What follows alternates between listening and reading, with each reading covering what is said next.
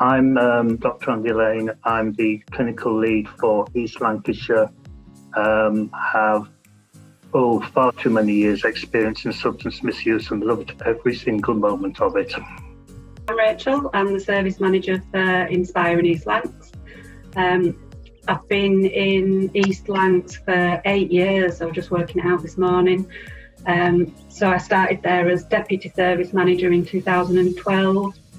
And then became service manager, about 4 or 5 years ago.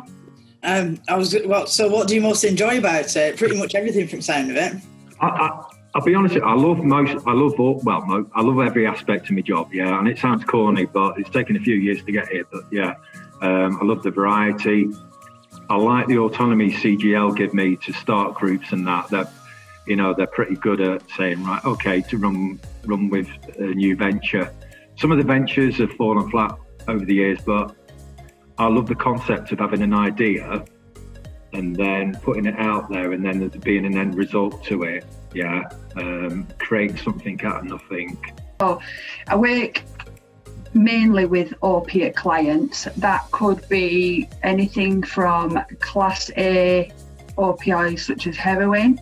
It could be clients who are prescribed over-the-counter medications such as tramadol, cocodamol, codeine, them kind of medications. So I support people, a wide range of people, mainly to do with opioids. Became a GP. Now, this was in the mid-80s, and as a GP then, I had no socks, sandals, long hair, quite often in a ponytail, and at that time that seemed to attract a group of people who I had no experience of, but suddenly found quite a warm relationship with, much to the horror of my partners in general practice, and I started doing shared care. I'm really into my fitness, which I never used to be. I got into it about 4 years ago, and before that I never used to really do very much, but it when I did start to do it, I realised the benefits that it had for me. It increased my confidence, it obviously increased my fitness, the community, the people that I meet. So I've trained in CrossFit and I'm a CrossFit trainer. I've done the CrossFit Strongman course and gymnastics, so I've got certificates in different elements of that kind of training. Lots of different things. Like I said, trained to be a nurse in army. I did beauty therapy, absolutely hated every minute of that. It just wasn't me at all. I'm not a girly girl. Recently, the last sort of 5 months, we've had to totally look at what we're delivering. I remember when the lockdown came in, all our groups were face-to-face, and that were it. It were gone in an instant. So we've had to sort of reinvent ourselves and gradually introduce new ways of working and delivery. Hobbies. I've just bought another second-hand motorbike. I'm passionate about motorbikes. Okay. And 25 years ago, I took my test and thought I'm either going to kill myself or do it properly. So trained up and became instructor for the Institute of Advanced Motorcyclists. Oh, excellent. I love lifting weights, doing yoga. I love holidays and travel. I like true crime, so you'll see in my bookshelf behind me there's loads of true crime books. All the beautiful coral and the fish, and it's just an experience that I've never ever thought I'd get to see because of the phobia of being in the sea. Some other things that I like, I love penguins. So I've got I don't know why. Who doesn't love penguins? I love penguins and zoos, and I think one of my aims in life is to go and see penguins in their natural habitat. I'd love to be able to do that at some point. What's been your most memorable gig? I think really the sort of creative art stuff that we've done, the shows, the pantomimes. Now, when I first ventured a pantomime many years ago, everybody was taking the mick, right? And other people said you can never do that in recovery, and we thought, well, why can't we? Yeah, and this is the brick team. And if you think about it, pantomimes are sort of like the most difficult piece of theatre to do, but it gives so many skills. It gives people the skills to learn lines, to act, stage presence, sing and dance, and it's such a massive journey for people's confidence. So I think that, you know, the sort of performances that we've done and subsequent the plays, the radio plays and plays we've done on equality and diversity. One of the massive successes is the wonderful Doris, which I've been on Doris a few times with you, in fact, as it happens. You have. Doris, we have a problem in East Lancashire that we have some quite far-reaching areas with substance misuse problems that we didn't have any clinical sites to see people. So we acquired, in inverted commas, a white van. And the white van is called Doris. This came from the service user who said, call it Doris. Doris was then put down as drug outreach and rehabilitation initiating service, which I thought was pretty clever. And Doris has now been presented nationally as being good practice and innovative. We do everything in Doris that you can do in a clinical setting, including ECGs, prescriptions, injections, the works. Not long after having my daughter, I lost my dad to alcohol. He'd become a quite heavy drinker. He was a Scotchman, always ended up going out to socialise. He was a social drinker, never ever drank in the house.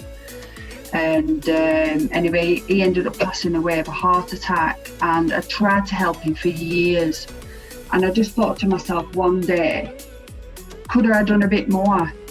But I didn't have the knowledge. I wasn't, aware of what to do with people with alcohol misuse. So I sat there one day and just thought to myself, do you know what? If I can help one person in the whole of my life, what a massive achievement it would be. So as part of your role, what do you find to be your biggest challenge? Is it service users or is it management? Is it my biggest challenge is I suppose getting all the work done in a day. Sometimes 10 hours. One of the biggest challenges, I think, is I know there are people out there that we are trying to engage. I know they've got problems. It's getting hold of them and actually getting them in. Once I've got them through the door, they will stay with us. Yeah. It's that getting them to knock on the door and say, do you know what? I'm ready now. And that is the challenge, is to be able to invite people, for them to feel welcome. Personally, that we want to go to some kind of hybrid model. So I don't think that it should go back to how it was. We've learned so much throughout this about what's working in terms of some of the digital things that we've done. Sometimes it takes a crisis to move things forward, and that's what we've really found during this. Local restrictions, and I think in people's head they thought, right, they were going okay, and it was like that, and that has affected a lot of people that I know in terms of their mental health. So I think the biggest thing out there at the moment is some people are struggling with that, feeling isolated. It's very, very easy to get into the habit of isolating yourself. And I think if we can provide sort of, in our own little way, something that people can tap into, and even if they come on the groups and they're not even like showing their face, as long as I know they're there and they're listening, that's all that matters. So I think that's our response, because we are restricted. We can't do face-to-face. I'd love to have a social, I'd love to have a group, and we are naturally social individuals, but we have to deal with what we've got at the moment. A lot of the time, governance or bureaucracy might stop an organisation from taking things forward, but when this happened, it's like, we just need to do it. It's the right thing to do, just do it, and that's what we've done. So we need to learn from that, implement the things that have changed, that have worked well, get rid of the things that weren't working well, listen to what people have found beneficial, and then take it from there. So I think where we've had people who have internet access, for example, they've been going on to Zoom groups, they've found that really really useful for the recovery. Some people have preferred it to coming into an environment with a group that they might have found a little bit intimidating, walking into that environment. And I've got to just add as well, for the people at home who are watching this, that Inspire has been amazing, the way they have adapted. It's about how COVID-19's affected. I see it every day in the office, and I mean, I do a totally different job really from everybody else and that. So, but you know, I know that I'm at grassroots here and I'm on the flash meetings every day, how much hard work goes in the work and mow. It's like jigsaw puzzle that everybody fits together, the key workers, what their pressure they're under, getting the locks open kits out, getting the safe storage out, making sure people are safe, bringing them up, you know, making sure changes in scripts are done, you know, the doctors, the nurses, everybody, and they really have. It's been amazing, yeah. Now, I can't turn around to somebody and say, stop using heroin, but I can say, I can help you move forward. And this prescriptive idea that you must not do this doesn't work, does it? No. Connect. Don't be isolated. Yeah, please. You know, it's so easy to get into that. I've seen it so many times that people get into that habit of just sort of, you know, it's a protection. It's like, but you know, you've got to look after your mental health. Yeah. In order to do that, you've got to exercise. You've got to get out there. You've got to try and meet with, you know, to connect with people. It don't work first time. It'll work the second time or the third time. It doesn't matter as long as you give it 100%, and it's got to come from the heart. You've got to do it for yourself, not because your mum wants you to do it or your granny wants you to do it. It has to come from yourself, and you'll do it. I suppose simply it's just to say I hope you're all okay. It has been a really challenging time for everyone, personally and professionally. You know, some days just getting out of bed and getting through the day is hard enough. Other days you can feel a bit more positive. So I'd just say you're doing a good job. We will come out of it. We'll all be stronger for it. Stay safe, and we miss you. But get in touch if you need anything. My main advice that I said at the start was you have to have a routine. Yeah, get a routine to your day.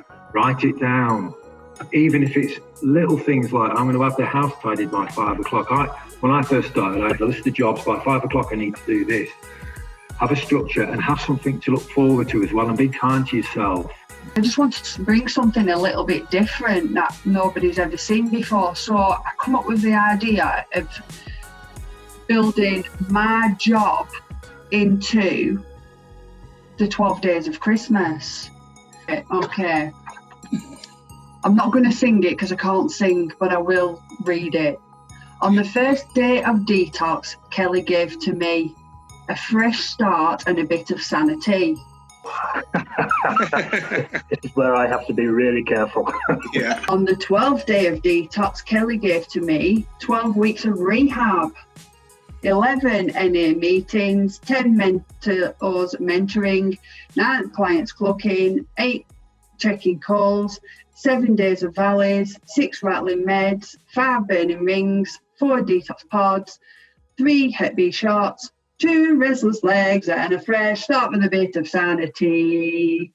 There you go. That's the first question answered. Wow.